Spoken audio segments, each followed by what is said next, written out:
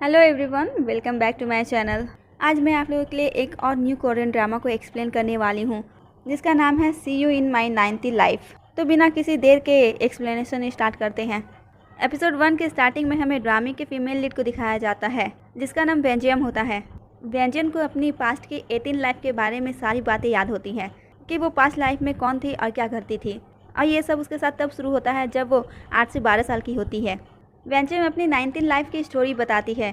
जब वो 9 साल की थी तब उसे पास्ट की बातें याद आती हैं, जिसमें वो एक बच्चे के साथ स्विमिंग कर रही होती है और तभी उसे सडनली उस लड़के का नाम याद आता है जिसका नाम सियोहा होता है। जीएम को अपनी पास्ट लाइफ याद आने के बाद उसके दिमाग में एक ही ख्याल होता है कि क्या सियोहा जिंदा है। कि तभी हमें जीएम के फादर को दिखाया जाता है जो एक नंबर के जुआरी और शराबी होते हैं, और इन सब लत की वजह से वो हमेशा घर आकर अपनी वाइफ से पैसा मांगते हैं और हंगामा करने लगते हैं। इन सब से परेशान होकर बेंजियम की मॉम घर छोड़कर चली जाती है और उन्हें जाते हुए बेंजियम देख लेती है। अगले सीन में हमें एक रियलिटी शो का दिखाया जाता है जिसमें जीएम एक अमेजिंग सा डांस परफॉर्मेंस देती है और बहुत सारे लैंग्वेजेस बोलकर भी दिखाती है। ये सब देख कर सभी लोग शॉक हो जाते हैं कि इतनी छोटी बच्ची इतना कुछ कैसे जान सकती है।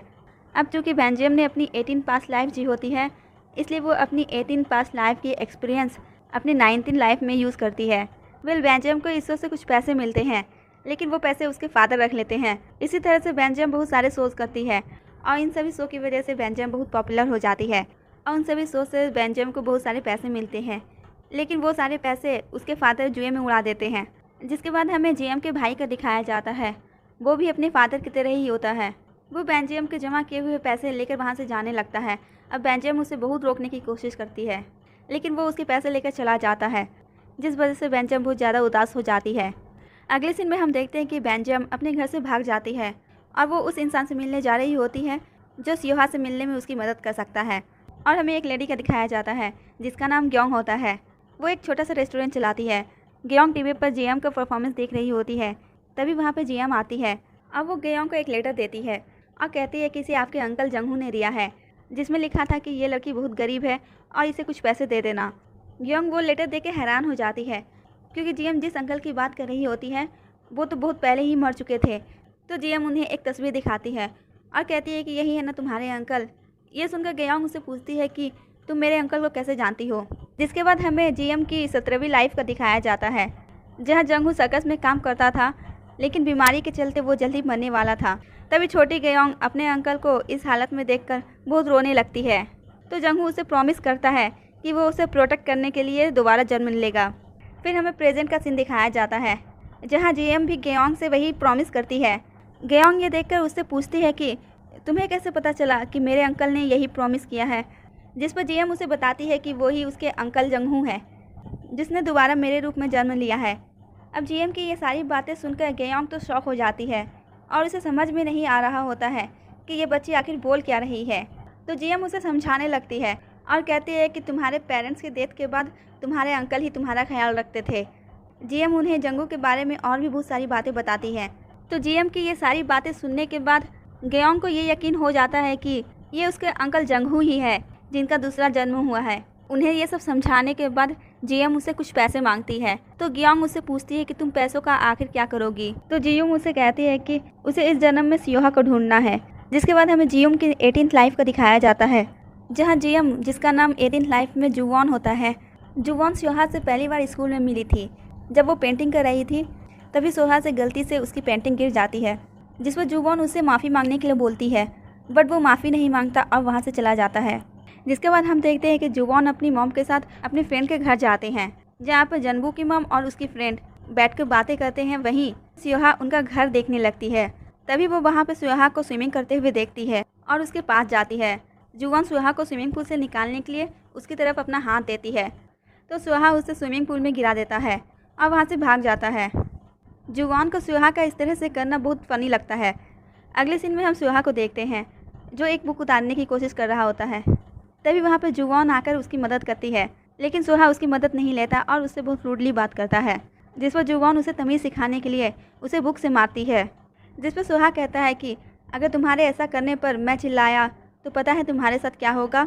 इस पर जुवॉन अपने हेयर बैंड को निकाल कर उसे मैजिक ट्रिक से गायब कर देती है और सियोहा से कहती है कि तुम्हें भी इसी तरह गायब कर दूंगी।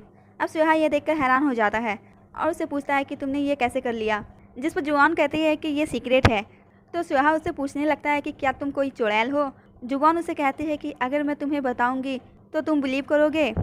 फिर वो उसे पास्ट लाइफ के बारे में बताती है और कहती है कि ये मेरी पहली लाइफ नहीं है। कि तभी जुबान की मॉम उसे बुला लेती हैं, जिसके बाद वो वहाँ से चली जाती है और इन दोनों में इस तरह से दोस्ती भी हो जाती है। फिर हम देखते हैं कि जुबान की 18 लाइफ में एक छोटी बहन होती है। वो अपनी छोटी बहन को लेकर हमेशा सुहा के घर आती थी, जहाँ ये तीनों मिलकर बहुत ज़्यादा एंजॉय करते थे और साथ में टाइम बिताते थे। अगले सीन में हम सुहा की मॉम को देखते हैं, जो बहुत ज़्यादा बीमार होती है और जुबान से प्रॉमिस लेती है कि वो सुहा का हमेशा ख्याल रखेगी। इस पर जुबान उन्हें प्रॉमिस कर देती है कि वो सुहा का हमेशा ख्याल रखेगी। लेकिन एक एक्सीडेंट की वजह से ऐसा नहीं हो पाता और सुहा की मौत हो जाती है। फिर सीन प्रेजेंट में आता है। ग्योंग ये सब सुनकर जीएम को पैसे दे देती है। जीएम वो पैसे लेकर सुहा को ढूंढने के लिए जाती है और वो एक घर के पास पहुंचती है जो सुहा का होता है।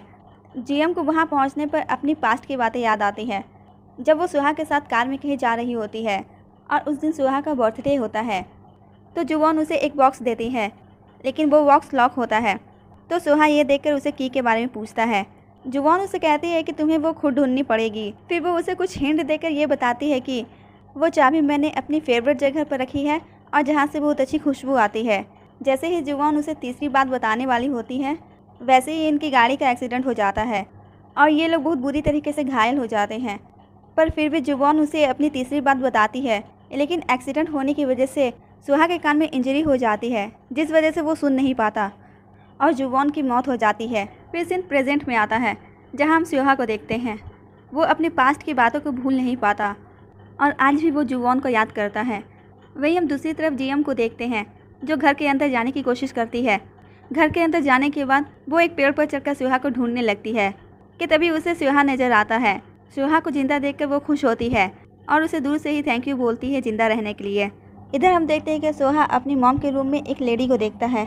उस लेडी को देखकर सुहा को बहुत गुस्सा आता है और गुस्से में अपने फादर के पास जाकर उनसे पूछता है कि ये औरत यहाँ क्या कर रही है।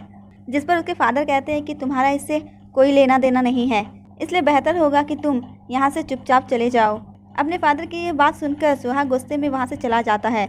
अगले दिन हम जेएम को देखते हैं, जो डेली ही सुहा का पीछा करना शुरू कर देती है और साथ में ग्योंग के साथ रहकर ही पढ़ाई करती है। ग्योंग भी उसे अपना अंकल मान चुकी होती है।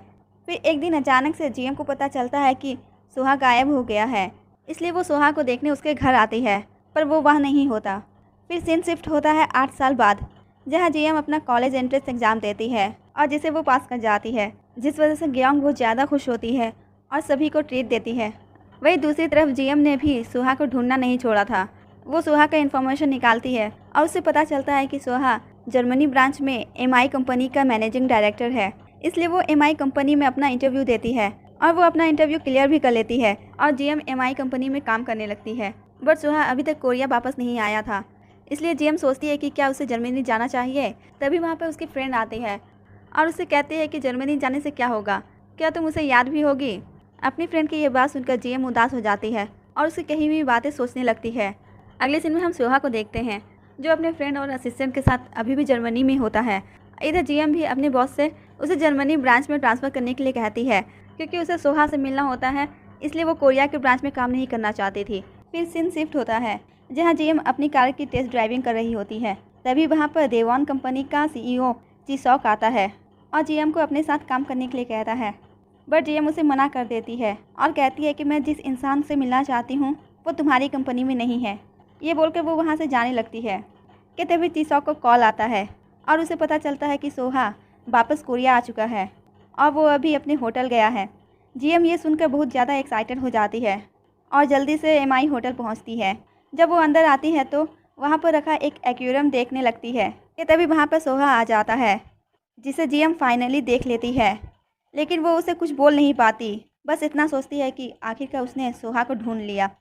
फिर सुहा वहाँ से चला जाता है तो जीएम भी उसके पीछे पीछे जाती है। सुहा फिर पुल के पास आता है और वहाँ पर आकर वो अपनी मॉम और जुवॉन को याद करता है कि तभी वहाँ पर जीएम भी आती है और सुहा से पूछती है कि इसके नीचे कुछ है क्या। कि तभी सुहा जीएम को देखकर कहता है कि ये जगह सिर्फ स्टाफ लोगों के लिए है, इसलिए वो उसे वहाँ से जाने के लिए बोलता है। जिसके बाद वो वहाँ से चला जाता है और जाते हुए होटल के सारे मैनेजमेंट को चेक करता है। जिसके बाद वो अपने डैड के पास आता है और अपने डैड से अपनी मॉम के होटल को फिर से रीस्टोर करने के लिए कहता है। लेकिन उसके फादर बहुत ज़्यादा गुस्सा करने लगते हैं और उसे वहाँ से निकाल देते हैं। अगले सीन में सोहा अपने फ्रेंड के साथ मिलकर अपने घर की शिफ्टिंग कर रहा होता है और वहीं पे वो होटल के लिए जॉब एप्लीकेशन भी देखता है। तभी वो जीएम का रिज्यूमे चेक करता है, जिसे देखकर वो हैरान हो जाता है क्योंकि जीएम के रिज्यूमे के अकॉर्डिंग उसे बहुत सारे एक्सपीरियंस होते हैं और साथ में उसे चाइनीज़, जापानीज़ और अरबिक लैंग्वेज भी बोलनी आती है। सोहा उसका रिज्यूमे देखकर समझ नहीं पा रहा था कि इतनी कम उम्र में उसने इतना कुछ कैसे अचीव कर लिया, बट फिर भी वो उसे मना कर देता है। लेकिन उसके फ्रेंड के समझाने पर वो उसे इंटरव्यू के लिए बुलाने के लिए रेडी हो जाता है। जिसके बाद हम जीएम को देखते हैं जो इंटरव्यू देने आती है। तो सोहा उससे पूछता है कि तुम एक इंजीनियर हो तो होटल में क्यों काम करना चाहती हो। जिस पर जीएम कहती है कि मैं इस होटल को पहले की तरह बनाना चाहती हूँ, जो कि आप भी चाहते हैं। फिर सोहा उसे अरबिक लैंग्वेज के बारे में पूछता है कि उसने ये लैंग्वेज कहाँ से सीखी। जिस पर जीएम अपनी 4th लाइफ को याद करती है जब उसने अरबिक कंट्री में जन्म लिया था और इसी वजह से उसे अरबिक बोलनी आती थी। प्रेजेंट में जीएम उससे बताती है कि वो काम के सिलसिले में अरब गई थी और उसे ये लैंग्वेज इतनी इंटरेस्टिंग लगी कि उसने इसे सीख लिया। जीएम की बातें सुनकर सोहा सोचता है कि इसने सिर्फ 3 साल ही काम किया है, फिर इसने अरबिक कब सीखी। सोहा उसे जॉब देने से मना कर देता है और कहता है कि ये जॉब आपके लिए नहीं है। तो जीएम उसे कहती है कि अगर तुम मुझे जॉब पर नहीं रख सकते तो क्या मेरे साथ डेट पर चलोगे। अब ये सुनकर सोहा शॉक हो जाता है और कहता है कि शायद मैंने कुछ गलत सुन लिया है। तो जीएम कहती है कि नहीं, तुमने कुछ गलत नहीं सुना, मैंने तुम्हें डेट के लिए पूछा है। और इसी के साथ ये एपिसोड यहीं पे ख़त्म होता है। आगे स्टोरी में क्या होने वाला है जानने के लिए मिलते हैं नेक्स्ट वीडियो में। और अगर आपको मेरी एक्सप्लेनेशन पसंद आए तो प्लीज़ लाइक से एंड सब्सक्राइब ज़रूर करें। Thanks for watching, take care, bye bye.